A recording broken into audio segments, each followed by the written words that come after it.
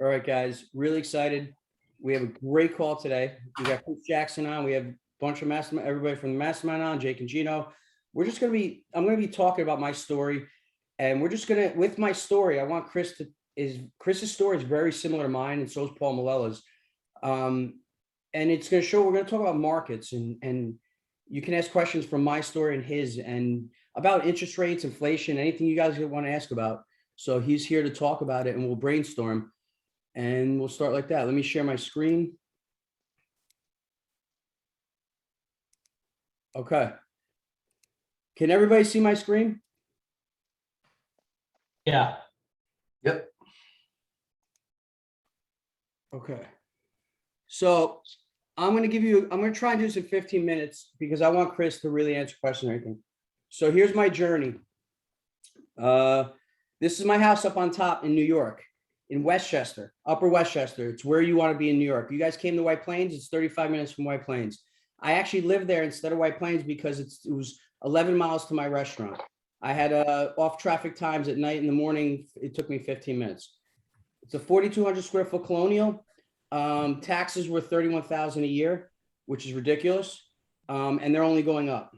So the house was beautiful.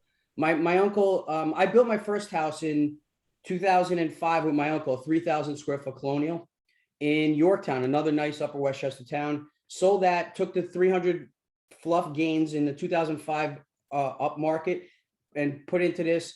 This is a Toll Brothers house, but I left the inside shell. My uncle did all the high-end stuff on the inside, all the nice touches on the inside. So I bought this.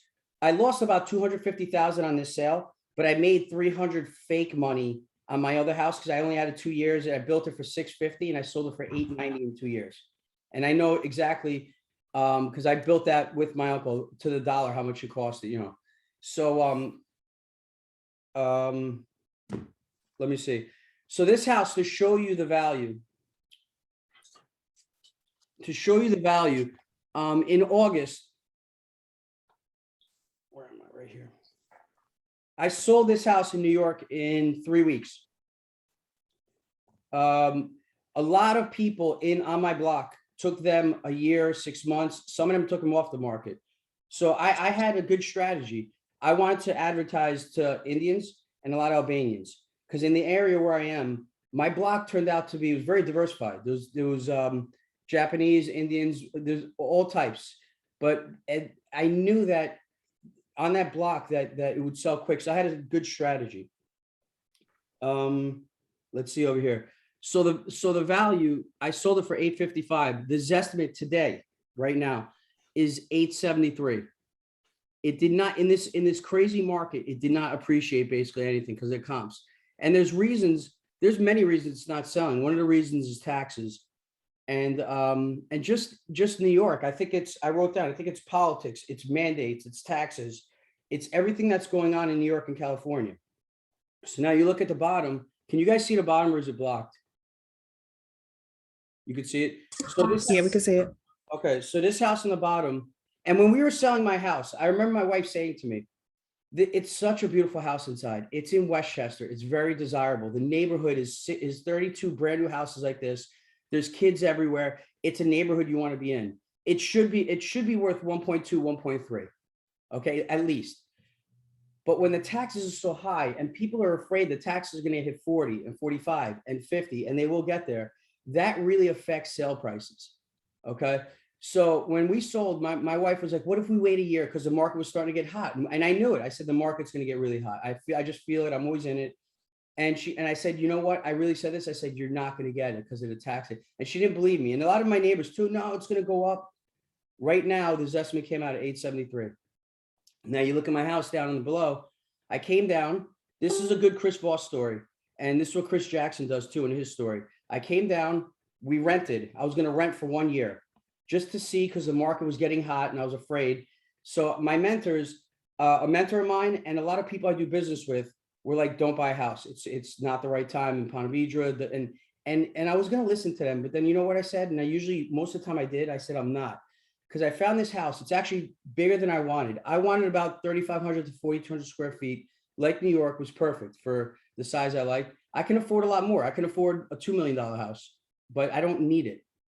So this was on the market for 1.295. So I started my Chris Voss on it.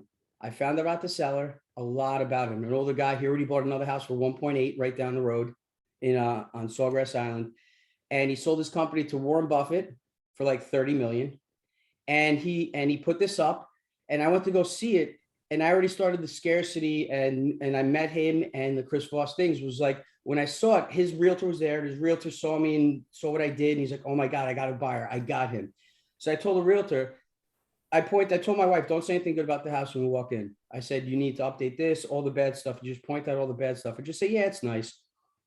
So then the realtor said to me, oh, he saw me and he wanted me to put an offer right away. I said, this house ain't going to sell. I said, it's not worth it. I said, you're going to get $1 million for it. I said, and the realtor's laughing at me. He's like, I said, I like it, but I'm not overpaying that much. So I left it at that. It was at 1,295 when I went to go see it. I didn't need to buy it. Let it sit. I went to go see other houses that I actually found another one. Later, a month or two later, if you look up this house, he dropped the price by 100 grand. So I looked at my wife. I said, let's go back and see it. We went back to see it. And the realtor, once again, I said, I'm going to put an offer of 1 million. And he said, he won't accept that. So I went 1,050,000 or something. He came down to 1,080,000 or wherever I bought it at. Now look at the difference. I can't see the bottom over here. The appreciation, the same time from Jacksonville, Ponte Vedra, and New York. And I could get right now off market in 2 or 3 days. I can market this to doctors, to people in California, everybody's moving here. I could probably get 1.8 in like a week. And is it worth it? No. I think this house, my house, it's worth 1.2, 1.1 in this this in California, probably be like a $3-4 million house, probably $3 million house. So what the thing I'm happy about, when I bought it for 1,080,000, I actually thought I overpaid. I told my wife, I don't care if the market crashes, it goes down to 8 or 9. We're going to be here. I like the house.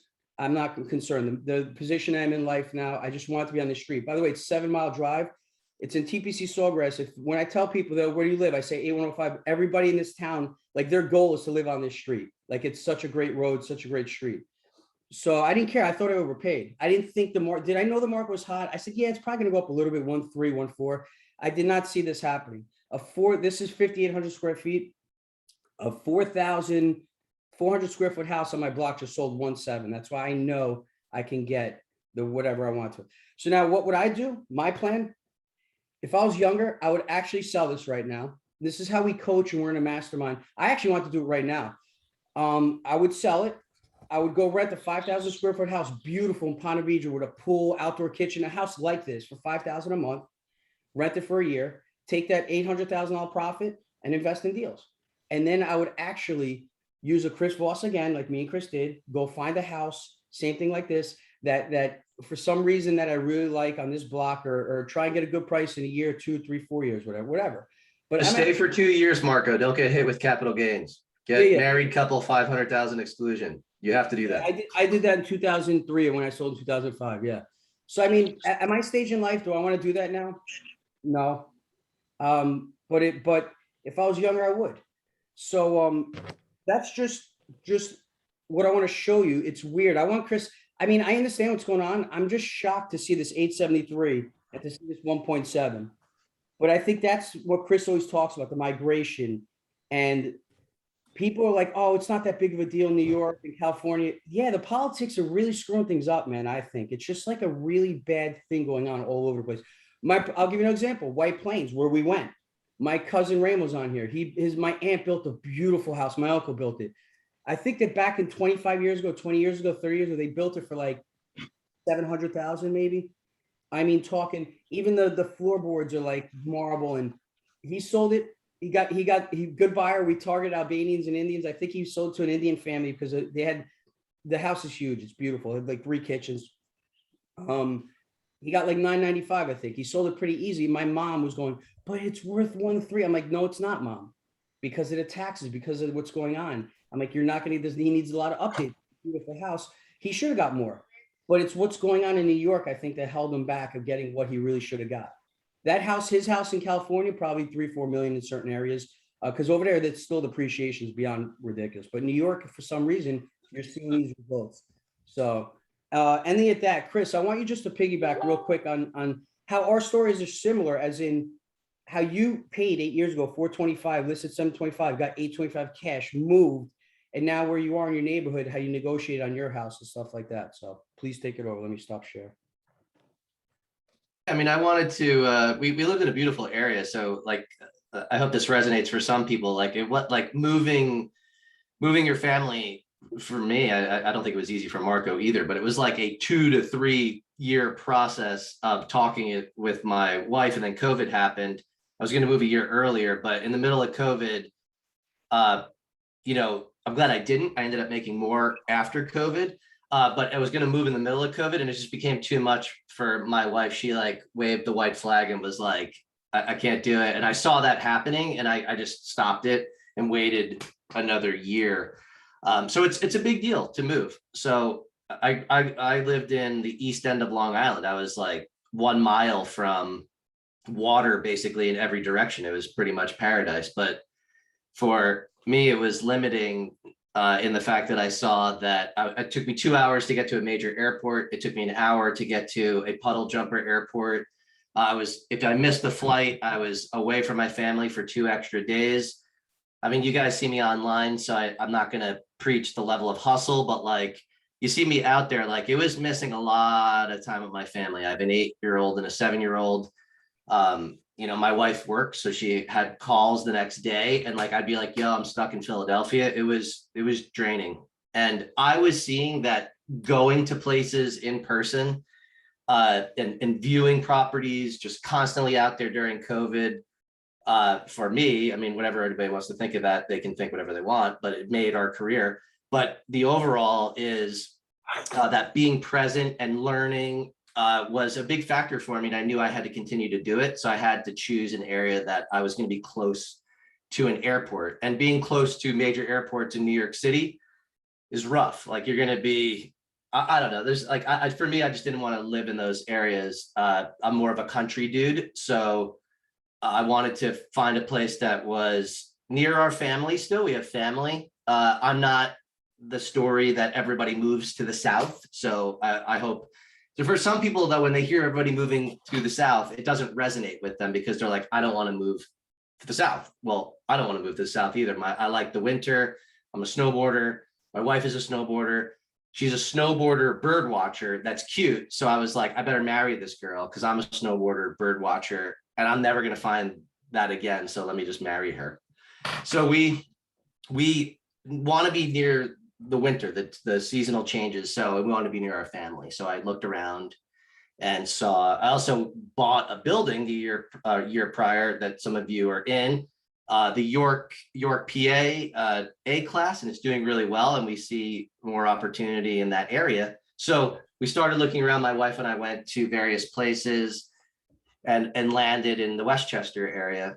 And we put our house on the market on the east end of Long Island in May. And within 24 hours, we had 27 showings and I had all cash offers over. It was crazy. We had a bunk buyer that I'm glad we're all in the real estate space because you kind of can sniff out a bad buyer. They went over the top cash and I was like, they're just messing with us. I know this isn't real. So we very quickly ascertained that they were just spraying high offers to just get a chance to pick the one they wanted. We recognized that, moved on to another buyer. By the end of the week, we were basically in contract.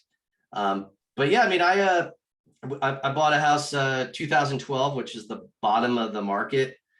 I had to put only at that point 10% down. That's all the money we had. I had to do PMI. I knew it was the right thing to do to pay the extra $140 a month to get into an asset. And we paid $430. And now we sold it for $825. It was crazy. Like ultimately we walked away with like 500 G's tax free. And you know, we're getting into the details of finances, but it's more about like how you have to think about this stuff and can take advantage. I had to get my wife on board to understand that then to purchase, we were now in the same crazy environment. My kids needed to get into a school district. I was starting to feel the pressure to get my family into a house. I mean, we're negotiating multi-million-dollar deals. investor money that we have. So I have a lot of responsibility that I can handle. And yet the pressure from getting to my family into a house was starting to get a bit intense for me. So I just want everybody, like, it's real. Like, I'm a human and I was feeling it. So I was telling my wife, this is going to be intense. You got to let me do my thing. I'm going to go pretty aggro. And we offered cash for our house that we purchased. No mortgage contingency, no any contingency. We offered cash. We ultimately ended up paying cash, roughly $700,000 house. Everything was going for 900 to $1 million, but the seller just had a buyer punk out on them with a mortgage. So our lack of a mortgage contingency made us the appropriate buyer. And then I almost lost it. I actually almost lost the deal because, you know, in this market, time kills deals. And where my wife's getting excited and they're like, oh, somebody came in, they're going to pay 740 with a mortgage though. And no, with a mortgage, but no inspection clause. And I was like, hey, hey, buyer, realtor, I'm going to go $25,000 hard day one. No inspection, but when do I have to wire it? And they were like, about 4 days in Pennsylvania. I'm like, lock it up, but I'm showing up tomorrow at 4 a.m. to do an inspection. And if I hate it, I'm walking. So guys, I never heard of hard money on a residential. We're always talking yeah. about family. So by the way, on this journey, why we're in this mastermind and we're protecting our families, me and Chris weren't just talking about those deals we're closing. I was coaching him and helping him as a friend, showing him my journey. Because people look now, Marco's doing amazing. No, man, my wife was crying. You know how many days when we moved down, my kids were crying, what I went through. But you need to like pursue in life. You need to overcome these things. And I did. And I'm telling him, Yeah. I actually not was nervous for him. I'm like, dude, I don't want you to overpay. When he was selling his house, I'm like, you're gonna sell your house in a day. I was asking him, I'm like, Pennsylvania, all over there's, I'm like, because he was calling me and telling me, hey, this house went up, it sold in like 3 hours. Every house he was looking at was selling in 4 hours. So I'm like, holy cow. So then we started building the plan. I'm like, dude, what if you don't find a house? We started building that plan. We started saying, okay, go rent for a year, go rent for 2. Just rent an awesome house for your wife. Don't worry about what it costs. Like, get a great house with a pool, whatever. Like I was going to do down here. Do it for a year. Dude, you can rent for 5 years. Who cares? Wait for the correction, then you go dive in. So we're like plan A, plan B. And all of a sudden he calls me. He's like, I think I got this house. Because even like strategies of what he did, he just didn't go in with the broker and with the mortgage. And he had to, in this market, when he told me hard, I'm like, absolutely, give him whatever you have to give him, get it. I'm like, What we did is I had the builder that we bought the building from in York that we've become friends, and ultimately we're doing a new build development with. He showed up and was like, I didn't have time to get an inspector. I was just like, my builder's basically an inspector, and he showed up and I was like, bro, just make sure it's not a turd. Like, I don't give a shit if the furnaces go or stuff like that, but like, if you see something foundationally weird, like I need to punk out on that. Everything was great. We ended up getting here. So yeah, we took advantage of it. And I will tell you, it's enhanced my life and my family's. Like, it's tough on my wife because she left the water, but we're an hour and a half away from Cape May and there's actually a lot more access than we thought. But to market, what Marco said is really important. I want you guys to understand something. I think when we talk about the entrepreneur's journey and even the journey of the multifamily investor, you know, and Facebook talks about the wins, and yes, Marco and I are like fist pumps and like alpha, like gorillas walking around with rockets and shit. But like the reality of things too is like we are talking to each other about me, like when I say it right now, it's actually gonna like hurt my heart. Like the day I sold my house and we sold it and then we're moving out, my son is 8 and he just started making friends with everybody after COVID in the area. And I see him outside when we're moving and he's got his head in his hands, dude. Like, and I go over to him, I'm like, hey, Caden, like, what's up, man? How is it? And he's like, I'm just really sad, Dad. Like I'm leaving all my friends. And I was like, oh my God, like, what am I doing to my family? Like, this is the level of like things you will be faced in your journey of big decisions in life. It happened to me. I'm not this robot. Like, I had to almost walk away and I was like, whoa, dude, am I like a bad dad right now? It's intense. Like, life is intense. So just know we all go through it. Chris, when I landed in Jacksonville and I knew I wasn't a New Yorker anymore, it was the weirdest, my stomach, I had a knot and I was about to throw up. I had my stomach. I moved a 15-year-old, guys. I had my friends in New York, like, if I do that, my daughter will kill me. How are you doing that? So my 15-year-old, when we moved, she would sit in her room with her hood on and she cried for a week. But kids, in life, I always talk about you need to struggle. You need to get past things. If it was that bad, I'd move back to New York. I told my family, if it's that bad in a year, I'll move back to New York. I'm okay with money. I can sell, lose here, there. She has a boyfriend now. She got the leading parts in the play because she's really good. She's a straight A student. She has a ton of friends. It's okay. It's okay for people to struggle in life. When you struggle, you will succeed more. When I had an easy life growing up because my father was an immigrant, but he made it easy for me. He made me struggle at the restaurant. I actually cried sometimes when I was like 23 because he made me work so hard and I didn't have a lot of help. But when he passed away, it was the first thing, like, hard thing in my life in 2007 because I always had him. He made me struggle at work, but I had a very easy, like, good upbringing with family. When he passed away, it was just like that. And I think that really, like, struggling and missing him and stuff like that changes you in life. So, I mean, I did it. And I coached Paul Malella, joined the Mastermind.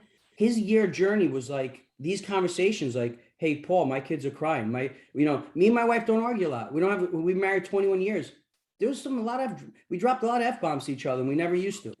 In New York, we didn't do that. I mean, so it was just stressful, but you always gotta, when you're in a group in a mastermind, it's not just the closing deals. This is the real time being real people and calling each other, like helping. And I think you can take what you take from these, like, lessons that you've learned and these struggles is, I know everybody wants to get to multifamily and all the nitty gritty, but this is actually multifamily. Like, if you want to be a successful multifamily investor, you're going to have to navigate your own concepts of self-worth, fear, imposter syndrome, handling stress at probably some extreme levels you never have that test you. So the way we're talking about it now and more of an EQ side, I think is extremely important. My career has accelerated because I've become very comfortable with having a high EQ and seeking out people in my life that help enhance that, so that when you get into those moments of multifamily that are going to test you, and let me tell you, they will, you need to have friends and also mental benchmarks that you have as reference points, like making a decision to move your family and seeing that it was a good choice, so that when you're faced with later elevating in your career, you have reference points that have strength. And this is how confidence builds. I know we're talking about some really basic concepts, but I don't think a lot of people talk about the actual tactical places of how confidence actually builds, and why, to be a successful multifamily investor, it does take confidence. Like, you have to know that your decision is good and what it's based on. And this is how it develops over time. So, Chris, I want one thing, and we're gonna start and get into multifamily. Nicole, we have to strategize with you a lot. You have a lot going on. I got to help you build the post for selling your Bronx property, like I did in my 4 family, how I did it off market, 17 offers, 3 cash offers. You built that thing that's really good. So I got to do that with you. That's one. Number 2 is, if you're looking at houses, you might have to go like Chris. We have to maybe build a plan of maybe go 50,000 hard. Dr. Gupta, he bought another house in Chapqua, kept his house, his first house that he has. They bought a bigger house. He paid 200,000 over ask. He doesn't care about money anymore. I don't know how old he is, 50, 55, whatever. He's 60 maybe. He won't tell me. But he's like, Mark, I paid 200,000. I don't care. So he wanted it. That's what's happening. So yeah, I was just about to say I need to have a strategy call with either one or both of you guys, because I'm literally right in the middle of that same situation. Maybe, Nicole, maybe you rent a house for a couple of years. Like right now, that's what I was thinking. My brother moved down. You don't need to own a house. They're doing the movie rent to buy, like lifestyle, like all that stuff. So like that's why we'll build that plan. You can't, because you can't overpay, or if you buy now and if. Like, I bought it 1 million. Let me put that here. I'm going to give you, this is how we start the plan. Marcos is different than yours. Marcos is in a different financial situation right now. I bought it 1,080,000. If it crashed and went to 800, I didn't care. I'm like Dr. Gupta right now. So mine's up to 1.8. It's not realistic, I don't think. It's not, but now, what's good? If there is a crash, I don't think I'm going to go under 1 million. You know what I'm saying? So I bought right. So I don't want to make money in my house. Is that argument? Is a house an asset or not, or a liability? My house is a money pit right now. I got to redo my maintenance, 10,000 on my Unilock pavers, keep them up. I have my guy from New York come every year and just touch everything up, and because I like my house to be in good shape. So we will build your plan. I'll talk to you and we'll see where you're looking, what you're looking, and we'll start. That's what me and Chris did. But you can do something like, my wife didn't want to rent just because she felt like she didn't want to move again and have that over her to move again. But that option may have been forced upon us based on the availability of inventory out there. But we were prepared. Like, you can also, when you sell your house, like if there's going to be a gain, you may have the option to just pay up front for the year, which will allow you to rise to the top of the heap, if you will. All right, so let's jump right into it. That was some good Sure. family talk about, and that's what this mastermind is really about. And as we grow as a mastermind, we're going to have family talks and bring things like that. But Chris, the first question I'm going to not ask that I have, and then I want you guys to start asking questions. Let's touch on that topic, how we hit with Craig on our interest rates going up, how fast, what the Fed's smart. So let tell them, somebody asked, can they go up really fast? So what's your take on the rates, give or take? And this is just what we think. We don't know what's going to happen, but Sure. Go ahead, Chris. So let's go to, do I think the rates are going to go up really quickly? No. I think that would be political suicide. So I think that we're coming up to a re-election year, so that would hurt the potential for that. I think rates will continue to go up, yes, because it just the inflationary piece, I think it will just continue to go up. Let's just talk about though, like when you ask the question, can they go up really high? Like, let's say it surprises us. Work backwards from that. What happens? Yes, your refis that you have in 2 years, you have to readjust. Values could plateau or maybe go down a little bit, or just maybe they're up slightly, because we're also going to see inflation happen with rents going up. OpEx is going to go up too, operational expenses, salaries. And if interest rates are up higher, there would be a logical conclusion that maybe the asset prices don't go up as high. But what would happen? You'd probably refi out less. If you bought right, you'd be okay. It wouldn't be the big victory, but you'd survive. What else would happen? Some people would get destroyed. And what happens to us? We would see opportunities and buy. And we win.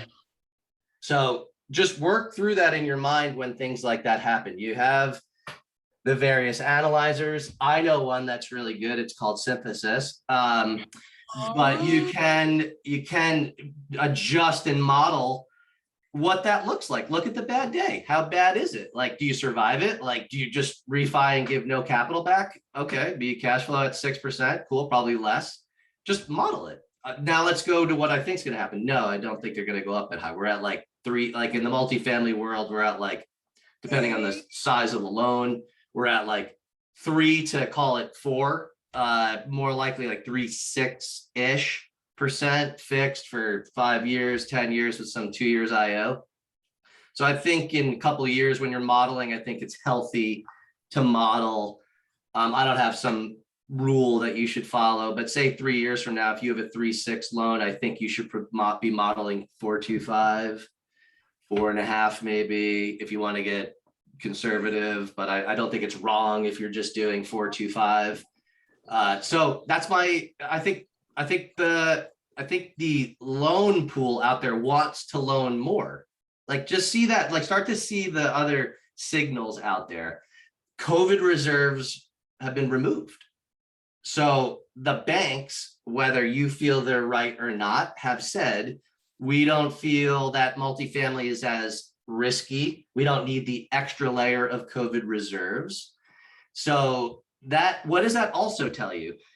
There's enough appetite in the bond market that buys all these pools of loans. A lot of them get securitized and then bundled up again, just like everybody's kind of hearing 2008 again in their head, but that's actually what happens in the bond market. They bond all these together, and you have pools of money that want to deploy extremely large amounts of money and get 3% on it. So because 3% of $2 billion is a F ton of money. So they are looking and seeing that it's safe, and they want the appetite. So the bond market goes to Fannie and Freddie and says, how do you make this more appetizing to us? How do you get more loans? Well, let's take away COVID reserves. So that's what's going on. So there's bullish views by the debt market and bond market. So how do you take that? I view that as probably rates won't go up at high fast. That's awesome answer, man. And guys, what I always stress is my parents bought their first house, I think 1981, when mortgage rate was like 18%, and everybody hears about that. I think with my mortgage guy, I think an average rate, which a normal mortgage rate, guys, is 6 to 8%. I built my first house, say 2003. I got a 6.75% rate. That's what I think is normal. Anything 5 and under is like free money, and I think that's cheap. We're at what, 2.8? I'm locking in a refi now at 2.8, I think, 30-year, or I don't even know what it is. I got to fill out the papers today.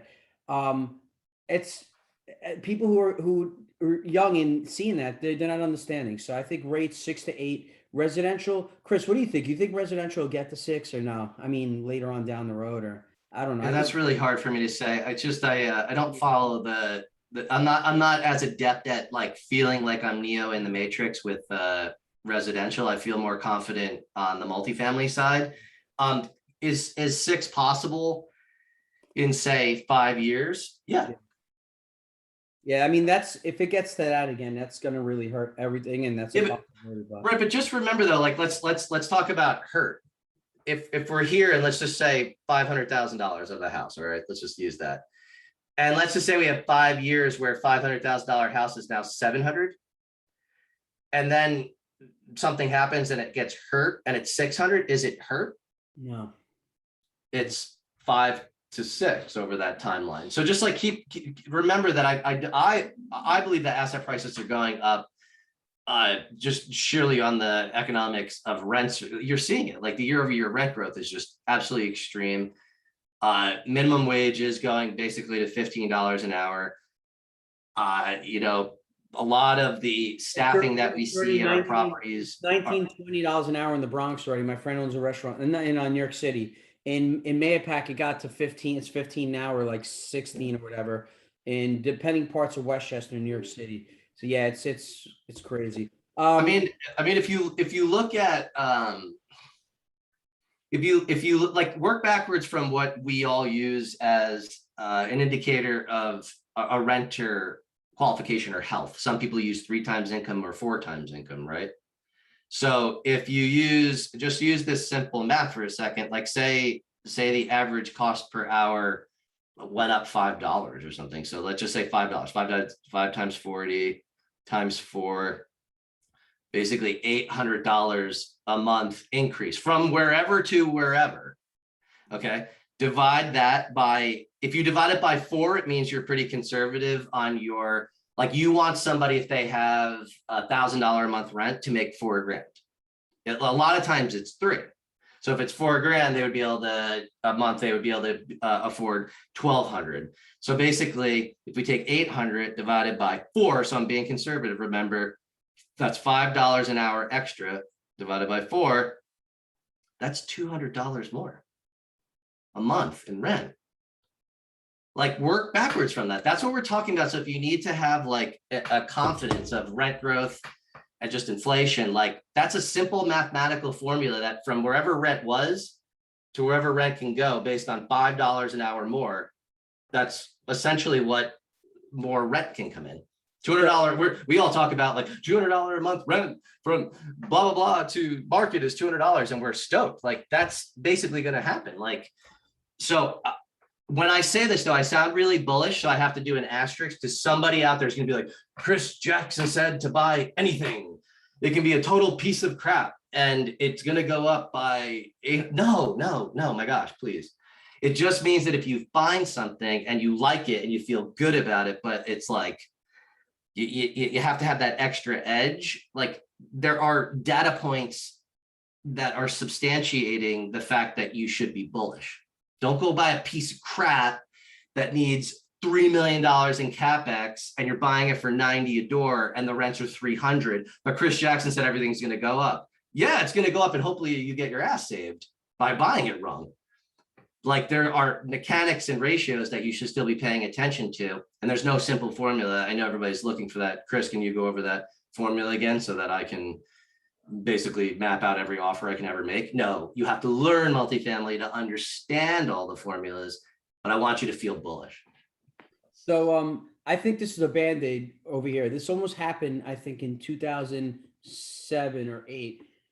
And John Beatty actually addressed this on the chat. He actually put it up there. I think that's why you're asking, Cole. I think it's a Band-Aid. If they do the 40-year mortgage on the resident, what are they doing? They're doing, if rates go up, they're giving you another 10 years. So you can now still get the same mortgage payment on that $800,000 house as so the prices don't come down or whatever. So Chris, what do you think about the 40-year instead of a 30-year? 30 years, 40 is a joke. It's just a joke.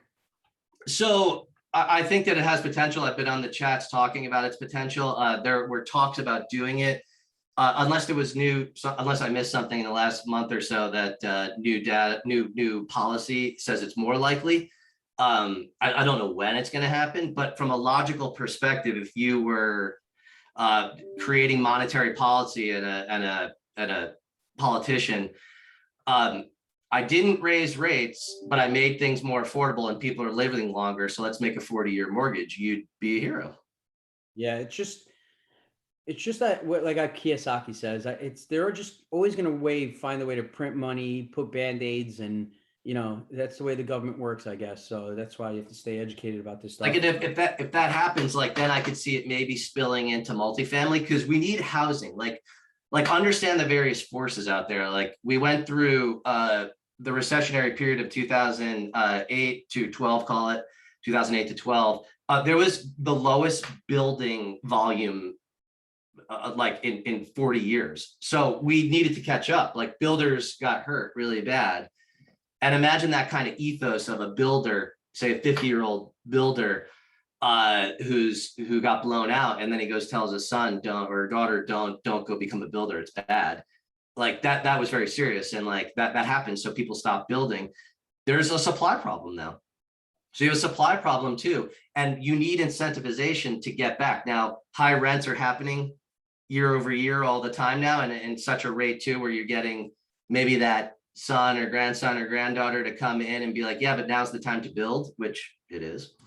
And you're going to see more product come online. But the government probably has a way of stepping in and helping that go faster. So keep an eye on online units coming on in your area. Look for what's called absorption rate.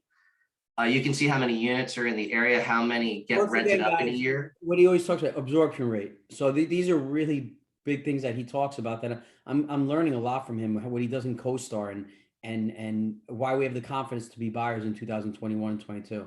So go ahead. So one of the reasons that people so they asked me, like when I presented the York deal, I mean, people that are in PA were like, York, and that's like, there's like was a stigma or something. But what I saw happening was I saw rising population in the county. I look at county a lot. And then I also saw that I don't have the numbers at the ready, but the overall was there's enough people there in the county, over 250,000, and then that live in the city. But I saw the rental unit amount, and I saw how many units were coming online in the next year, and it was basically like 10. And I saw the absorption rate of like 300, and I think it was like in the city it was 10,000. So I was like, oh, like this is good. Population growth. Absorption rate high, vacancy rate is down. I knew my rents would just go like this. And I got some heat from people that were like, yo, Chris, like 0% rent increase year one. Like, I get it, cool, COVID, but like year 2, 4, you're showing 5% rent increase. And I was like, it's gonna happen. And I blew it away. Like blew the freaking doors off of it. Like 1,100 to 1,599 people. Bonus check in November, dude. We got my company, MIH Realty from York, it's a syndication, got a $12,500 bonus check.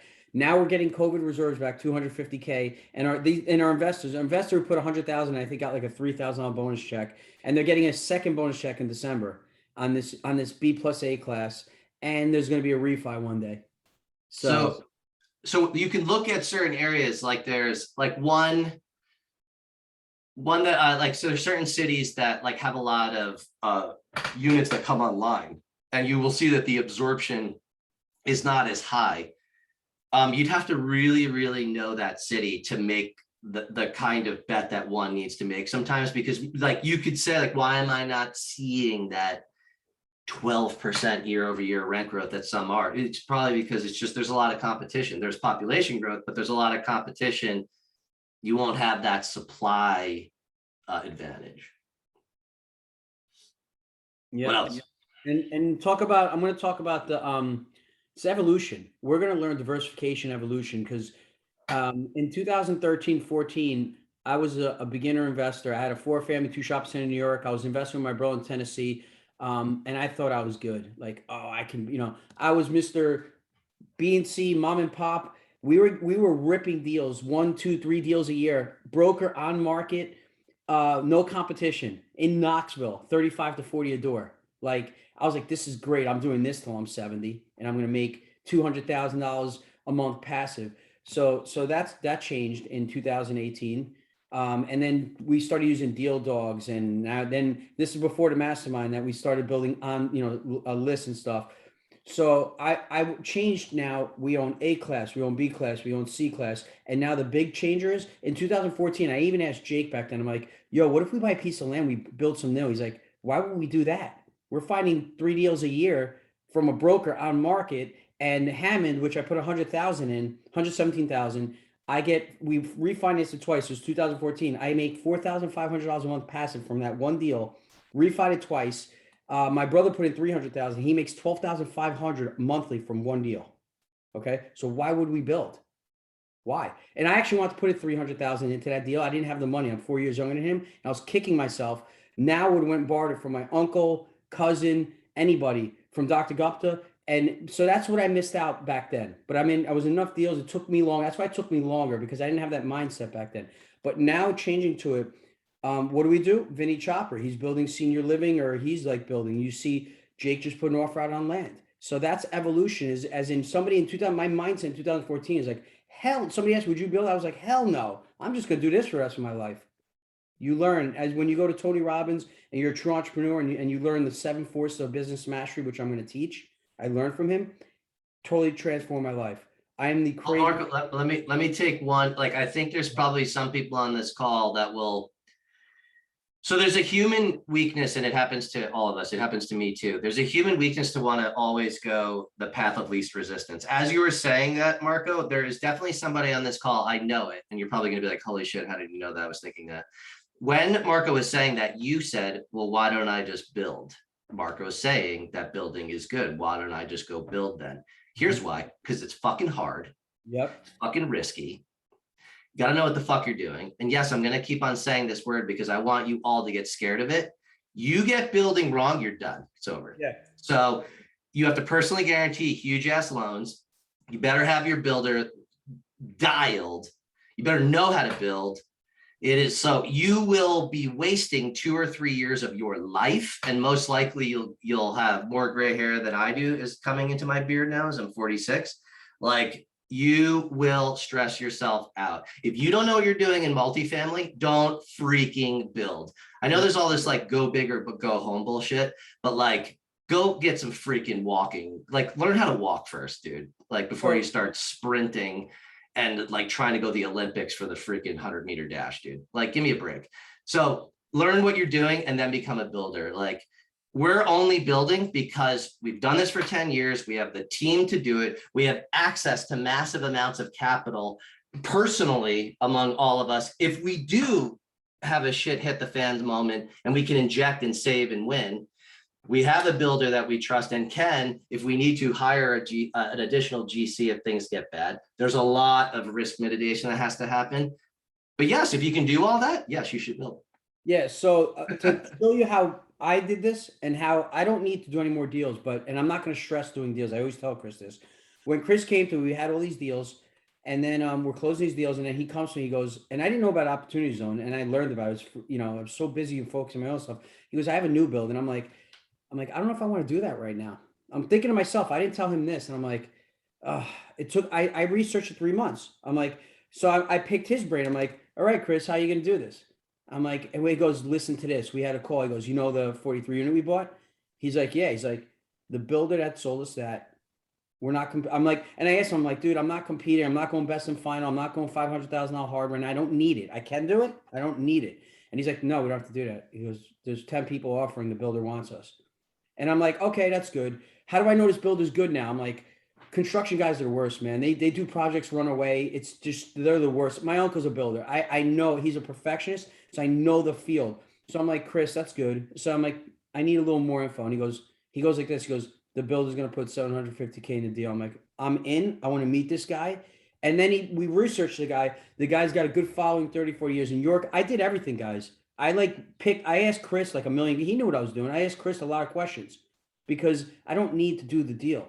It could be an opportunity zone. It could be 25% cash on cash. I don't care about the numbers. I need it not to fail, and I need not to put my friends, family, and investors in a tough position because building, like you said, is fucking hard. And that's just the way it is. But I did my research. I know Chris is great, but Chris, even, and I'm good, but that's not it. Even the builder. So we had to make sure it just lined up. And then the other person I would do building with is Jake and my brother. Yeah. Because Jake is the same way. He's gonna research the builder first. He's gonna research everything. He's gonna build the team first for 2 years or a year, and not just go put a thing out on land. I know. I don't even have to ask Jake. I know because I'll ask who's the builder. How'd you meet him? Then I'll start getting into it. And that's what he says. Yeah, we'll evolve. So what do you do? Maybe join a team that's great. Like the people who are joining us on this deal. It's a no brainer. Like I raised the 5 million in one privately, whatever. And we're building a great team. But Let me ask. I see some questions here because how do you know if absorption rates are high for a certain market? Ask questions, put them in the chat. Okay. So to answer, I don't have a benchmark for high or low. I actually look at a different data point. What I look at is you're going to see how many units are available in a market, and then you're going to see how many units get absorbed in the year. And then what I look at is when you see the units absorbed, you see how many units are coming online. So if the units are, say, that get absorbed are 3,000, but 4,000 units are coming online, that should give you slight pause. It doesn't necessarily mean the market's bad, but that would be an indicator that more supply is coming online than what is being absorbed. If you see that there's 3,000 units getting absorbed, but 200 units are being delivered, like, holy crap. Like, what happened? Well, also you'd have to go like, what happened? Like, did the builders get scared? Like what occurred? It's not a one data point indicator that everything's awesome, but it's certainly an indicator for you to spend more time looking in to the market. All these things are levers. It's not just one. You don't just pick three and go bing, yeah. Like it's how do they all play against each other and how confident do you feel? Guys, we have questions out there. I mean, raise your hand. You don't have to put them in the chat, but anybody got questions? What's your? I think Ian said this here in New Zealand. We hear the U.S. keeps raising their debt ceiling. What is happening with that, and how will that affect the economy? They're just going to print more money and borrow more money because they can't. They have to keep on going. And economy's good, and there's a re-election coming up. Why would you mess that up? Like, we're just coming out of the crypt of COVID. Like, people want to actually start restaurants again. Service, like the service community is getting jobs. Like, people are, I know this is hard to believe, but people are actually somewhat getting tired of getting their free checks. Like, it's weird. Like, people are actually wanting to go back to work. So I don't think they're going to mess with that for a little while. That's why I think that this is like, I mean, anything can happen. Like, seriously, something can happen tomorrow and I'd have to revisit my thesis, but it's almost like boom 2.0. Fernando, you guys there? I want to ask you guys a question. I'm going to ask some people questions and they could talk because who are doing well. Or Ann, are you guys there? If you had to go. Yeah, we're here. Okay. What'd you guys? Marco, can I ask Chris a question real quick? Yeah, and then I'll get to them. Go ahead. So I'm in Norfolk. That's an Eastern Port. It's the 7th largest port out of top 10 in the country. They're doing 3% more year over year, bringing more product in. What else should I be looking at besides that like what are the other levers? Is it purely just the job growth, the absorption, the population, or is there other Sure. things I should be looking at? Yeah, I'm gonna rattle. On I'm the gonna value rattle. of that. I'm gonna rattle a ton off. All these should be somewhat because now you're because now you like your macro. You have to look at your micro stuff in the submarket. I would go look at household income on the exact submarkets and tracks that you're looking at. I go look at the school districts. I'd go look at eviction policy. That is going to be a factor at the county level and at the state level. Go look at who just got elected in the county. But the recent elections, because that gives you a 4-year runway on whatever policies are going to happen, so it doesn't change on you. Look at insurance rates because you're on the coast. Do they go up? Are you near a flood zone because you're near some coastal floodwaters? The coastal 2.0 changed. The flood zone 2.0 algorithm just got enacted and is recalculating based on distance to flood zones. There's a shit ton. How much leverage, how much weight do you give the leverage of Amazon coming into the area? I think it's high. But remember this though, Amazon coming to an area, I'm not gonna say it's known by everybody, but it's known. Oh no, yeah, no, like it's public knowledge that Amazon's there. They're buying warehouse space. They're creating a footprint there. I'm not worried about having secret knowledge, but to me, that means that the commerce is going to increase, and those ports, the play on the port, is going to increase. I actually think so. What's interesting is you talked about the ports, but then you wanted other data, which you should, like substantiate your other data so you feel really good about it. But I would actually more weight your ports than you even are now, because I'm not like super dialed on this. I wish Beatty was on here. Maybe somebody on here is more educated on this part and can corroborate this thesis I have. But have you seen lately, like people got really pissed off at the West Coast ports, and they were like, "Yo, can you guys absorb the cost of getting around the country back here? We want your business." So that just changed like West Coast versus East Coast kind of advantage, and you would have shipping companies say, maybe if it costs a little more, but they're not sitting around as much, let's just go to Norfolk, let's go to Savannah.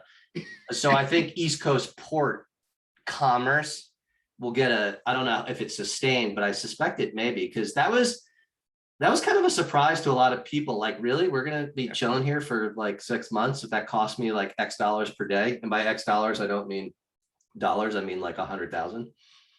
Yeah, I mean, I can speak directly to numbers because we just imported 2 containers 2 weeks ago, and so we typically import, and we used to import 200 containers a year, right? And so looking at the cost of what it used to take to bring a container into the country even 5 years ago, from China to the West Coast, that was $2,300 to $2,600 for a 40-foot high cube container, right? Today, if you're trying to get shipping quotes, they're going to be in the $23,000 range, right? Just to give you an idea. And there's no availability for the next 6 months anyways, right? So it doesn't matter what you're trying to do. All the big companies have contracts that they've purchased, and you're just trying to get whatever spot trade you can get at this point, right? And good luck trying to find it. So shipping companies have increased drastically. At this point, it doesn't matter if you're coming to the East Coast or the West Coast. These last 2 containers that we brought into Fort Lauderdale, right, which is East Coast, right, South Florida, and because we didn't want to get stuck in Los Angeles, right, or one of those ports out on the west side. Well, what ended up happening then is these ports are just as backed up now as San Francisco. They're just not making the news. So we had our and on top of it now, there's not enough customs agents there to inspect, to put everything out. And so our container's still stuck 2 months there. So instead of paying $2,600 to bring in the container, it cost us $22,000, right? And now on top of that, for anything that's like not electronics and stuff, that's a finished good coming from China, there's a 25% tariff on it, right? That wasn't there previously. Used to be kind of in the 6 to 8% range. So now on $100,000 of merchandise, you're tacking on an additional 20 grand of shipping fees, an additional 20 grand of customs fees, right? Prices of everything go up 1.5 times. And even once we finally got clearance from customs, we couldn't even get someone to drive the containers, 40 miles from the port into our warehouses, right? So yeah, I mean, those supply chain shortages are very, very real. Do you think, just as an overall macro, though, you did mention that East Coast versus West Coast is still just bad. So we're talking about levels of bad. Do you think that could we extrapolate that people like yourselves are thinking in the future about how do I mitigate risk? Therefore, I would more likely send more goods to East Coast than I did in the past just to mitigate my traffic patterns. Can't just bet on the West Coast. Yeah, I mean, at the end of the day, it really depends on where your market are. I mean, if you look at the Southeast, that's growing drastically, right? It costs more to ship something from China specifically to the East Coast just because that route's not direct, right? So there you have to just weigh the decision of, do I drive that container for in the US, or do I ship it on a mega? And historically, it has been, cheaper to ship out to the West Coast and then figure it out from there. So I think as an overall though, Neil, I mean, port areas, they're understaffed, they have to hire, and there's going to be some sort of decision making by the port companies and all the ones that filter down by that to hire as the best they can. And pay them more. Thus, one thing we like again and again and again down, your B class now can afford 1,500 because they made $85,000 a year instead of 62. Blah blah. Guys, before I gotta cut you off, we're gonna take a picture before people start dropping. I'm gonna put this on our MIH Mastermind Facebook. You know how we support each other? This is great. I want you guys to give it a like, just give it a small comment. Then I'm gonna start sharing it all around. I want to see. I'm not even gonna put the recording is just gonna be for our people. I'm not giving this out to anybody, but I want them to see, what we're doing, and it helps everything. It helps you guys, helps the mastermind. So I know people start dropping off. I'm going to stay on for a little more because this is awesome. I want to ask people a few things. I'm going to start picking people out because I know people aren't going to ask questions, and I see one more down and we'll get to that. But I want you guys to hear people's plans. It's going to help your mindsets and everything. So Fernando, you closed 5 or 6 deals this year. What'd you do? Your 6th?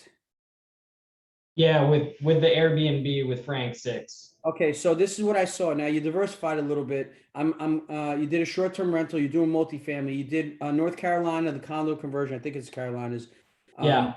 You did one with Colin Schwartz. You did a couple with Nick Emiluxon in Colorado. Yeah. What are you looking like? You're in the 7-8 figure mastermind now. You graduated. You're in my awesome free mastermind. We're gonna kick ass over there. We all are. We ripped 18 people in 1 hour. That's like that it's awesome. What are we going to talk about in December 1st when we come on? What are you looking to do? Like I can't even believe I say 5. I'm like, dude, I actually have to piece I'll do this. Can you I'll do one more question, but then I have to jam. Okay. I'll get Chris. I'll just answer this real quick. Because I like this one. Do you see a correction coming with inflation, supply chains? Don't know, but so I'm on record here, so it's fine. Like I said, I'll react. I'm smart. I have a good team. We'll react if I'm wrong. I actually see the opposite. I see prices going up. You have to be able to handle your OPEX increase, which will squeeze you for a time. Your OPEX is going to go up while your rents haven't gone up as fast, but rents are going up fast. But like salaries and everything else are going up too. So you got to make it through that squeeze. But then I think you still are in an asset class like multifamily where cap rates are staying the same or going lower. I know that might be hard for everybody to believe. I don't see this happening for a little while. I'm pretty bullish for the next 3 to 4 years. I think then we're going to start getting into some problems, but I think the opposite. With the inflation, I think it's going to be good for us as multifamily for a while. All right, dude. Later, guys. Later. Get to work. So Fernando, what's your plan? What are we going to work on your plan this year? So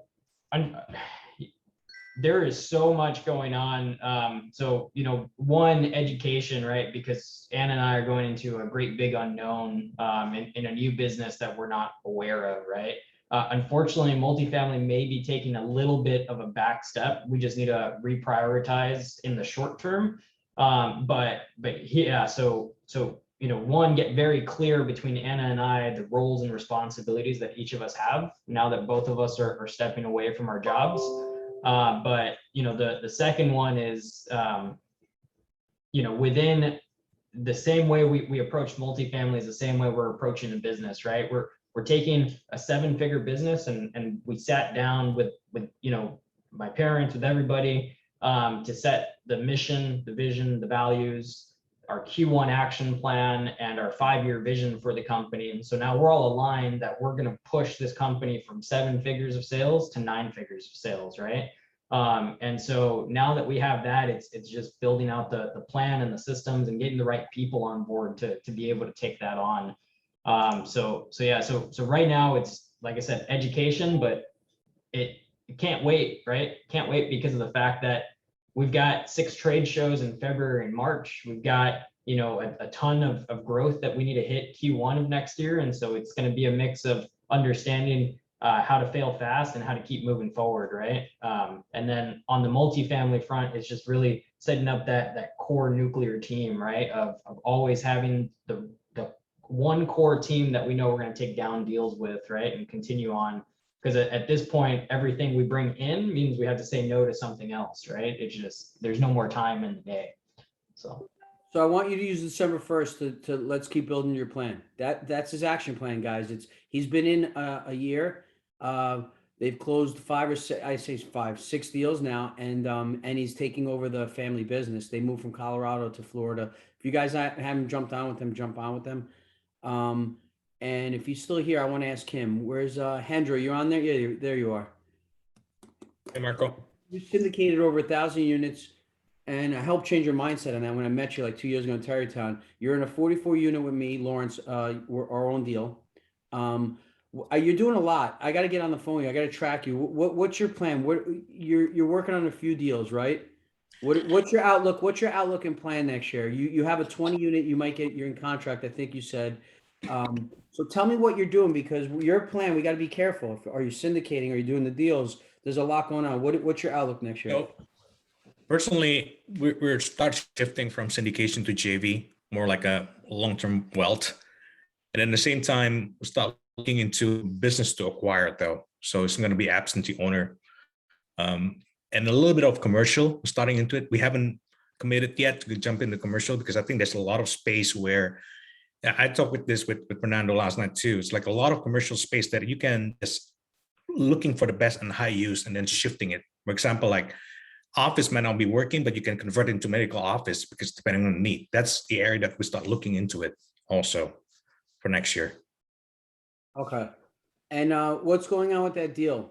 Did you get it in contract or? The 20 units? Yeah. Yeah, we are in the contract negotiation right now. We are the timeline is going to be in January. That's where we're looking to close. You let me know. We had a good conversation. You let me know what you need, who on the team you're bringing in. If my buddy, did you talk to Jason and Jared? My buddies in New York, are they coming in?